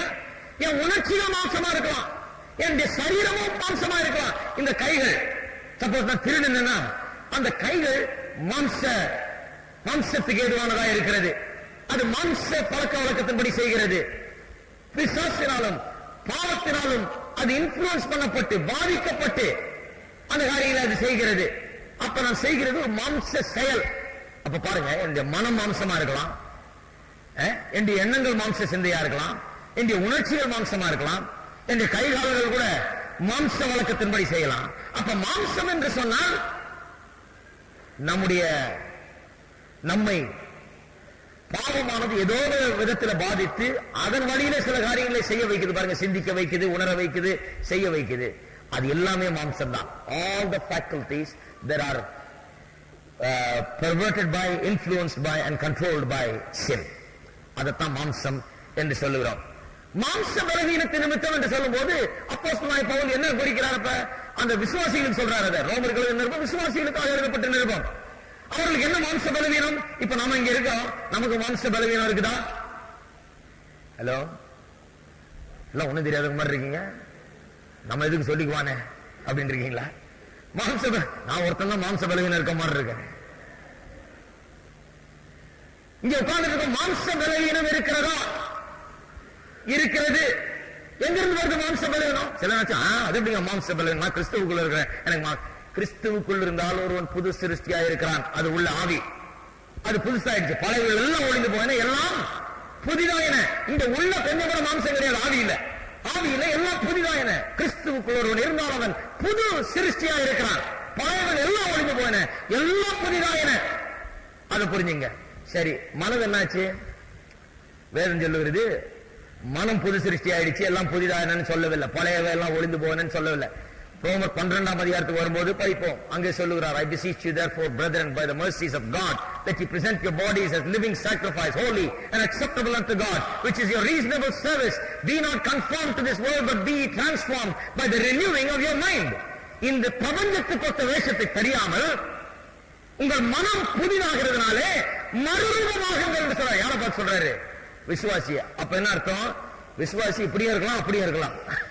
இந்த பிரபஞ்சத்துக்கு ஒத்த வேஷம் தரித்துக் கொண்டு, அதாவது வேஷம் தரிக்கிறதுனா சட்டம் இல்ல பாருங்க, இதெல்லாம் விளக்க வேண்டியதா இருக்குது. இந்த அழகுல இருக்குது பாருங்க நாடு. ஒருத்தரையும் இதை வேற சொல்ல வேண்டியதா இருக்குது. வேஷம் தரிக்க கூடாது, கரெக்ட். அதனால தான் நான் சட்டை எப்படி போடுறது. உங்க சட்டையை பற்றியே சொல்லுங்க. நீங்க ப்ளூ ஷர்ட் போட்டான்னா ரெட் ஷர்ட் போட்டானா அது எதையாவது ஆல்டர் பண்ணுமா? ஒரு இதையும் ஆல்டர் பண்ணாது. அதை விட பெரிய காரியத்தை இங்க பேசுது. அதை விட பெரிய காரியம் என்ன? இப்பிரபஞ்சத்துக்கு ஒத்த வேஷம் தெரியாமல், அதாவது இந்த பாவ உலகத்திலே, விழுந்து போன உலகத்திலே நடக்கிற நடைமுறைகள், இதன் பழக்க வழக்கங்கள், இதற்கு ஆளாகி தேவனுடைய நாமத்துக்கு மகிமையற்ற விதத்திலே நீங்கள் சிந்தித்து நடந்து கொள்ளாமல், இப்பிரபஞ்சத்துக்கு ஒத்த வேஷம் அதுதான். புதிதாக்கப்பட்ட மனம் உடையவர்களாக இருங்கள். மனம் புதிதாகட்டும் என்று சொல்லுகிறார். புதிதாகட்டும் சொன்னா யாக்கோபு 1ஆம் அதிகாரத்தில் சொல்லுகிறார், உங்கள் ஆத்மாவை ரட்சிக்கக்கூடிய வேத வசனம் என்று சொல்லுவார். The word which is able to save your souls என்று இருக்கிறது. ஆத்மான மனம், ஆத்ம ரட்சிப்பு மனம். பாருங்க, சில நேரத்தில் நம்ம தப்பா டெர்மினாலஜி யூஸ் பண்ணி தப்பாவே புரிஞ்சுக்கிறோம். இன்னைக்கு 4 ஆத்மா வந்தாங்க, இன்னைக்கு 5 ஆத்மா வந்தாங்க, இன்னைக்கு 5 ஆத்மா ரட்சிக்கப்படுறது. ஆத்மா ரட்சிக்கப்படல, ஆத்மா வந்திருக்குது. ஆத்மாவை நம்ம போதிச்சு ஆத்மாவை ரட்சிக்கக்கூடிய வசனம் இருக்குதுன்னு சொல்லி இருக்குது. இப்ப நீங்க உட்கார்ந்துட்டீங்க, வசனத்தை கேட்கிறீங்க, உங்களோட ஆவி புது சிருஷ்டியா இருக்குது. ஆவியானதான் the spirit is willing. ஆவி உற்சாகம் உள்ளதா இருக்குது எப்பவுமே. ஆத்மா தான் நடுவில் இடையூறு பண்றது. அது கொஞ்ச நேரம் உற்சாகமா போயிடுது, கொஞ்சம் விசிக்குது, அப்புறம் வழியில போறது, கொஞ்சம் வழியில போறது. ஏன்? ஒரு அளவுக்கு புதுப்பிக்கப்பட்டிருக்கிறது. போக போக போக கர்த்தருடைய வார்த்தையை போதிக்க இன்னும் அதிகமாய் புதுப்பிக்கப்பட்டு ஒவ்வொரு நாளும் புதுப்பிக்கப்பட்டு கொண்டே இருக்கிறது. கிறிஸ்தவ வாழ்க்கையில் இருக்கிறோம். கடந்த 10 வருஷமா கிறிஸ்தவர்களா இருக்கிறீங்க, விசுவாசிகளா இருக்கீங்க. விசுவாசிகளா இருந்தா 10 வருஷத்துல நான் பரிபூர்ணமாயிட்டேன்னு கிடையாது. இன்னும் கற்றுக்கொள்ள வேண்டியது அநேகம் இருக்கிறது. போக போக போக மனம் புதிதாய்க்கொண்டே போய்கொண்டே இருக்கிறது இல்லையா? 10 வருஷத்துக்கு முன்னால இருந்ததை விட இப்ப ரொம்ப புதிதாக்கப்பட்ட மனம்.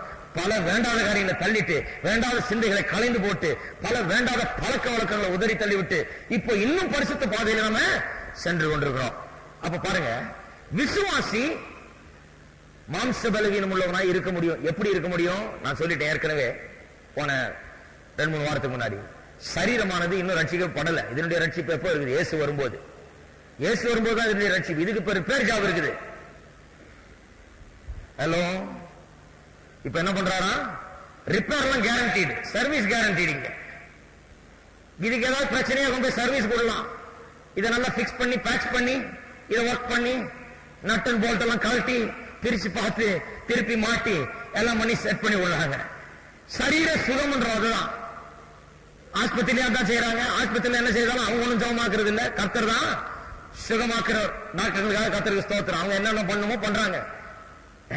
என்னென்ன கழட்டி என்னென்ன மாற்றமோ மாற்றாங்க. ஆனா கர்த்தர் தான் சுகமாக்குறவர். சரீரத்துக்கு ரிப்பேர் ஜாப் இருக்குது, அதை கரெக்டா மெயின்டைன் பண்ணிக்கணும். ஹலோ, இப்ப ரொம்ப குவைட்டா இருக்கிறீங்களா?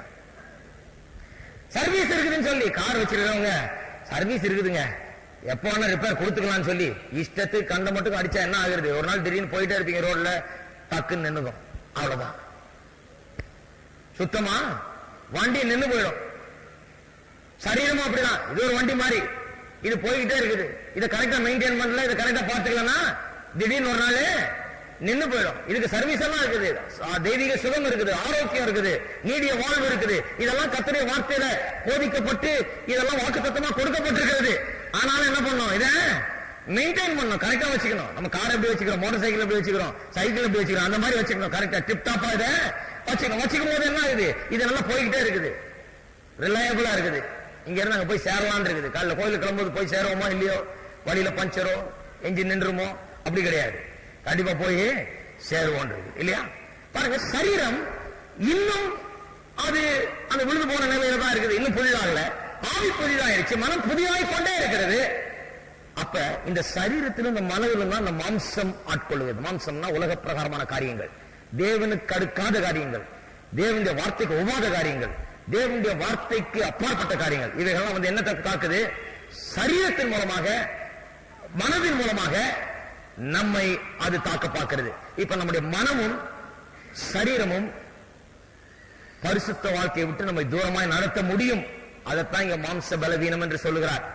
மாம்ச பலவீனம், உங்கள் மாம்ச பலவீனத்தினால் இப்படி பேசுகிறேன். அது மட்டும் இல்லாமல் மாம்ச பலவீனம் என்று சொல்லும் போது இந்த ஜென்ம சுவாபம் உள்ள மனுஷன் ஆவிக்குரிய காரியங்களை புரிந்து கொள்வது கிடையாது. அது ரட்சிக்கப்படாத மனுஷன், அவன் ஆவிக்குரிய காரியங்களை புரிந்து கொள்ளவே முடியாது என்று வேத வசனம் திட்டவட்டமாக போதிக்கிறது. ஏனென்றால் அவன் விழுந்து போன போது, ஆதாம் பாவம் செய்த போது தேவனோடு இருக்கிற உறவு அற்று போனான். ஆகியால் இப்ப தேவனை புரிந்து கொள்ளக்கூடிய, அவரோட உறவு கொள்ளக்கூடிய ஒரு நிலையில இன்றைக்கு மனுஷன் கிடையாது, ரட்சிக்கப்படாத மனுஷன். ரட்சிக்கப்பட்டவுடன் அந்த உறவு புதுப்பிக்கப்படுகிறது. புதுப்பிக்கப்பட்டாலும் கூட போக போக போக இன்னும் அதிகமாக அவன் அறிந்து கொள்ள வேண்டியது இருக்கிறது. அவனுடைய மனம் திறக்கப்பட வேண்டியது இருக்குது, அவனுடைய வெளிச்சம் இன்னும் அதிகமாக்க வேண்டியதா இருக்கிறது. ஒரு வசனம் இருக்கிறது பழைய ஏற்பாட்டில், the path of the righteous is like the light of dawning, it shines brighter and brighter and brighter till the noonday. நீதிமானுடைய பாதை, தமிழ் எப்படி வருது? நீதிமானுடைய பாதை காலையில துவங்கி மத்தியானம் வரைக்கும் இன்னும் வர வர அதிகமா பிரகாசித்துக் கொண்டே இருக்கிறதா. அப்ப கிறிஸ்தவ விசுவாசியின் வாழ்க்கை எப்படி? காலையில சூரியன் உதிச்ச வாழ்க்கை மாதிரி. நீங்க ரட்சிக்கப்பட்ட அன்னைக்கு உங்களுடைய வாழ்க்கையில நீதியின் சூரியன் உதிச்சாச்சு, வெளிச்சம் உள்ள அடிச்சாச்சு.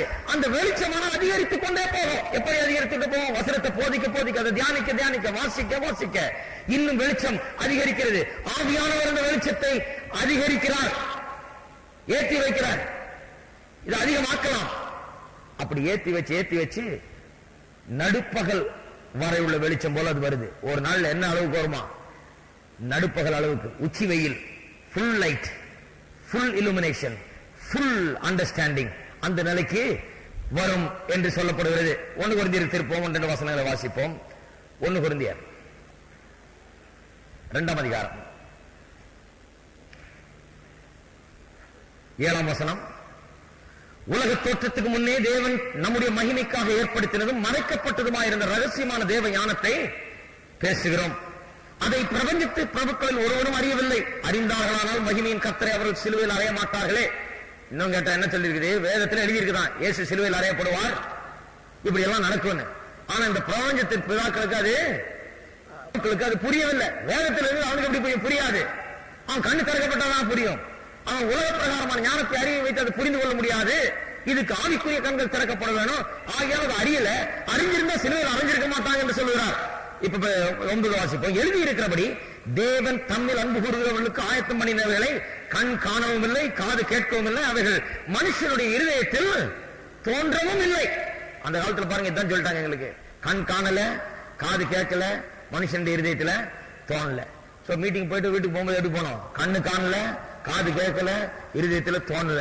கண்ணு காணல, காது கேட்கல, இருதயத்தை தோணல. என்ன சொல்லிட்டாங்க? உனக்கு புரியாது. இதெல்லாம் எந்த காலத்துல புரிய போதெல்லாம் புரியவே புரியாது. போயிட்டு வந்துட்டாங்க. என்ன முயற்சி பண்ணாலும் இதெல்லாம் உனக்கு இதெல்லாம் ஆழமான சத்தியங்கள், இதெல்லாம் புரியாதாக்கும் உனக்கு, இதெல்லாம் புரிஞ்சு கொள்ற மாதிரி எழுதி வைக்கல. வேதமே சொல்லுது உனக்கு கண்ணு தெரியல, உனக்கு காது கேட்கல, உனக்கு இருதயத்துக்கு புரியல இது அப்படின்னு வேதமே சொல்லுது. அப்ப ஏன் ட்ரை பண்ணணும்? இதனாலதான் அந்த காலத்துல வேதத்தை ரொம்ப ஆழமா ஆராயல நாங்க. ஏன்னா புரியலங்கிறத போட்டு நோண்டிட்டு இருக்க கூடாது. நம்ம புரியலன்னு சொல்லியாச்சு, அப்புறம் போய் என்ன தேடிட்டு இருக்கிறது அப்படின்னு விட்டுட்டோம்.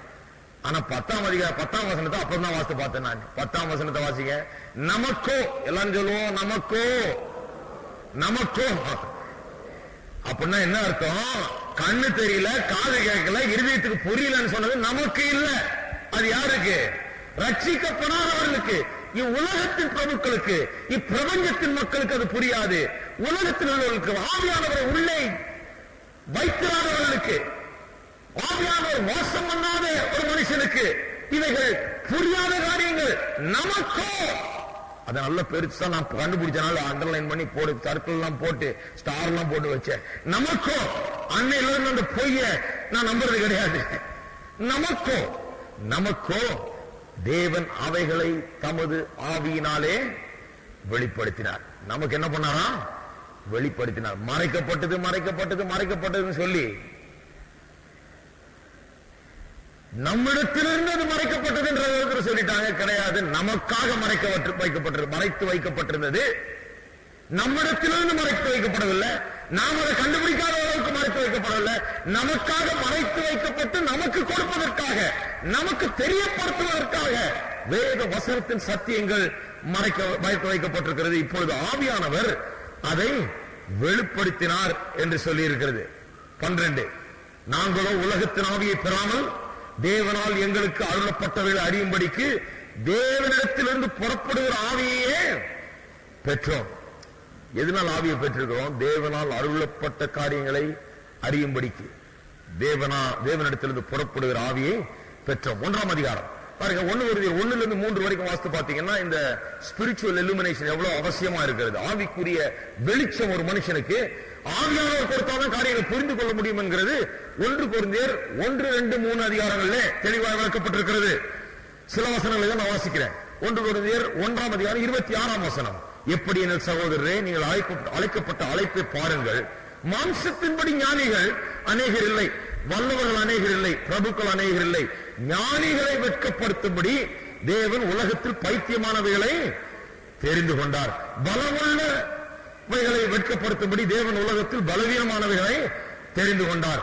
உள்ளவைகளை அவமாக்கும்படி உலகத்தின் இழிவானவைகளையும் அற்பமாய் எண்ணப்பட்டவைகளையும் இல்லாதவைகளையும் தேவன் தெரிந்து கொண்டார். மாம்சமான எவனும் தேவனுக்கு முன்பாக பெருமை பாராட்டுவதபடி அப்படி செய்தார். நல்லா கவனிப்போம்.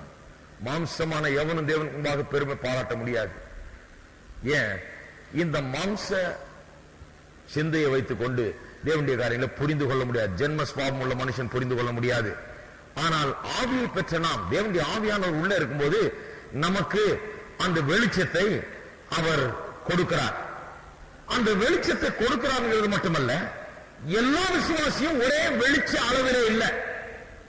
பாருங்க, எனக்கு ஒரு அளவுக்கு வெளிச்சம் இருக்கலாம், உங்களுக்கு அதை விட அதிகமாகவும் இருக்கலாம், சிலருக்கு குறைவாகவும் இருக்கலாம். எல்லாரும் ஒரே வெளிச்ச அளவிலே கிடையாது. ஆகையால் தான் என்ன சொல்லுகிறார்? நான் மனுஷர் பேசுகிற பிரகாரமா பேசுகிறேன். உங்கள் மாம்ச பலவீனத்திற்கு மூல சரியில்லைன்னு இல்ல, மூல அறிவெல்லாம் நல்லா தான் இருக்குது, இன்டெலிஜென்ஸ் இருக்குது. ஆனா ஸ்பிரிச்சுவல் இல்லுமினேஷன் சிலருக்கு அவ்வளவு அதிகமா கிடையாது. ஆகையால் நான் மனுஷர் பேசுகிற பிரகாரமாய் பேசுகிறேன் என்று சொல்லுகிறார். பாருங்க, 1 கொரிந்தியர் 3ஆம் அதிகாரத்துக்கு திருப்புவோம். 3ஆம் அதிகாரம் 1-3 வசனங்கள். 1 கொரிந்தியர் 1-3 வசனங்கள். மேலும் சகோதரரே, நான் உங்களை ஆவிக்குரியவர்கள் என்று எண்ணி உங்களுடனே பேசக்கூடாமல் மாம்சத்துக்குரியவர்கள் என்றும் கிறிஸ்துவுக்கு குழந்தைகள் என்றும் எண்ணி பேச வேண்டியதாயிற்று. பாருங்க, விசுவாசிகளை பார்த்து சொல்றாரு, குழந்தைகளா இருக்கிறீங்க, ஆகையால ரொம்ப மாம்சப்படி பேச வேண்டியதா இருக்குது. ஏன்னா ஆவிக்குரியபடி பேசினா ரொம்ப வேக மாட்டேங்குது, ரொம்ப லைட் என்ன 0 வாட்ஸ் மாதிரி தான் எரிஞ்சிட்டு இருக்குது. இதுல ஒண்ணு சரியா தெரிய மாட்டேன், இன்னும் ரொம்ப வெளிச்சம் அடிக்கல. நீங்கள் பலனில்லாதவர்களானதால் உங்களுக்கு போஜனம் கூடாமல் பாலை குடிக்க கொடுத்தேன். இன்னமும் நீங்கள் மாம்சத்துக்குரியவர்களாக இருக்கிறபடினால் இப்பொழுதும் உங்களுக்கு பலன் இல்லை. இன்னும் மனம் புதிதாகல, இன்னும் மாம்ச பிரகாரமான சிந்தைகள் ஆட்கொள்ளுகிறது, பாவ சிந்தைகள் ஆட்கொள்ளுகிறது. ஏன் என்று சொன்னால் மனம் புதிதாக்கப்படவில்லை, இன்னும் மனம் அதிகமாக புதிதாகல. பொறாமையும் வாக்குவாதமும் பேதங்களும் உங்களுக்குள் இருக்கிறபடியால் இதான் மாம்ச சிந்தை. ஏன் பொறாமை வாக்குவாதம் பேதங்கள்லாம் இருக்குது, பிரிவினைகள்லாம் ஏன் இருக்குதா? மாம்ச சிந்தை, இந்த பொல்லாத மனுஷர் குணம், இந்த பாவ குணம் அப்படியே பற்றி கொண்டு இருக்கிறபடியால் நீங்கள் மாம்சத்துக்குரியவர்களாக இருந்து மனுஷர் மார்க்கமாய், அதாவது சாதாரண ரட்சிக்கப்படாத மனுஷரை போல நடக்கிறீர்கள் அல்லவா? நடக்கிறீர்கள் அல்லவா என்று கேட்கிறார். ஏன் அப்படி நடக்கிறீங்க? 4ஆம் வசனத்தில் சொல்றார். ஒருவன் சொல்றேன் பவுலுக்கு சொந்தமான, நான் பவுலை சேர்ந்தவன், நான் அப்போலோவை சேர்ந்தவன் என்று இப்படி எல்லாம் பிரிவினை இருக்குது, நீங்கள் மாம்ச பிரகாரமாய் நடக்கிறீர்கள் அல்லவா என்று சொல்லுகிறார். அப்ப பாருங்க, விசுவாசிகள் மத்தியில பல நிலையில இருக்கிறார்கள். ஆகையால தான் சொல்லுகிறார், நான் மனுஷர் பேசுகிற பிரகாரமாய் பேசுகிறேன், ஏன் உங்கள் மாம்ச பலவீனத்தின் நிமித்தம் அப்படி பேசுகிறேன்னு சொல்கிறார். ஆவிக்குரிய வெளிச்சம் இன்னும் அதிகமா வரல. ஆவிக்குரிய வெளிச்சம் இன்னும் வர வேண்டியது அவசியமா இருக்கிறது. ஆவிக்குரிய வெளிச்சம் இல்லாமல் ஒருவன் சத்தியத்தை புரிந்து கொள்ள முடியாது, சத்தியத்தை அறிந்து கொள்ள முடியாது. அப்பேற்பட்ட மனுஷர்களுக்கு நாம் இப்படி சத்தியத்தை விளக்கும் போது உலக பிரகாரமான ரீதியில ஓரளவுக்கு அதை புரிந்து கொள்கிறார்கள். பிறகு ஆவியானவர் அதை வெளிச்சம் போட்டு காண்பித்து அதை ஆவிக்குரிய ரீதியிலே ஆவிக்குரிய அறிவை அவர்களுக்கு ஏற்படுத்துகிறார். எபிரேயர் 5 வாசிப்போம்.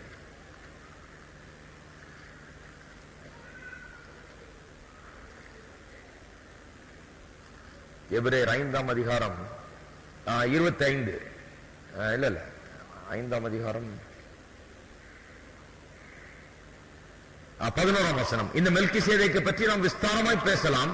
நீங்கள் கேள்வியில் மந்தம் உள்ளவர்களானபடியால் இருக்கிறீங்களா? நீங்கள் கேள்வியில் மந்தம் உள்ளவர்களா இருக்கிறபடியால். நான் நிறைய இடத்துல போய் பிரசங்கம் பண்ணியிருக்கேன். சில நேரத்தில் அதுக்குதான் போனா பேசாம சுவிசேஷ பிரசங்கத்தை பண்ணிட்டு வரலாம். ஜனங்களுக்கு போதிக்கணும்னு போயிட்டா நிறைய இடத்துல வெறும் கதை தான் கேட்டிருக்கிறாங்க. வெறும் கதை, 3 points and a story and a poem, அவ்வளவுதான் கேட்டிருக்கிறாங்க. அவங்களுக்கு போய் ரொம்ப இதெல்லாம் சொன்னா அவங்களுக்கு அது ஒத்து வராது. அது சுவிசேஷ பிரசங்கத்தை பண்ணலாம், அவ்வளவுதான் நான் கண்டுபிடிச்சது. சில இடங்கள்ல போய் ரொம்ப நன்றாக போதிக்கலாம், ரொம்ப ஆழமாய் போதிக்கலாம், காரியங்களை தெளிவாய் விளக்கலாம். ஏன்னா அவங்களுக்கு ஒரு திறந்த இருதயம், வெளிச்சம், சத்தியத்தை குறித்த ஒரு அடிப்படை அறிவு, இன்னும் ஆழமான அறிவு அவர்களுக்கு இருக்கிறபடினால் சில காரியங்களை குறித்து தெளிவா பேசலாம். அதான் இங்க சொல்றார், நான் மெல்கிசேதேக்கை பற்றி இன்னும் விஸ்தாரமா பேசுவேன். பேசியிருந்தாருன்னா நல்லா இருந்திருக்கும். ஏன்னா மெல்கிசேதேக்கை பற்றி நானும் ரொம்ப தெரிஞ்சுக்க விரும்புறேன். ஏதோ நிறுத்திட்டாரு. அங்க வந்து எபிரேயர்ல நிறைய பேசுறாரு. ஏன் நிறுத்தினார்னா கேள்வி மந்தம்ன்றார். நீங்க கேட்கிற ஆளுக்கு அவ்வளவு புரியாது, ஆகியால இதோட நிறுத்திடுறேன்றார். மந்தம் உள்ளவர்களாகிறபடியால் அதை விளங்க பண்ணுவது அரிதா இருக்கும். உங்களுக்கு அது வழங்குறது ரொம்ப கஷ்டமா இருக்கும்ன்றார். அதோட இப்ப இது வரைக்கும் நிறுத்திடுறார். காலத்தை பார்த்தால் போதகராய் இருக்க வேண்டிய உங்களுக்கு தேவனுடைய வாக்கியங்களின் மூல உபதேசங்களை மறு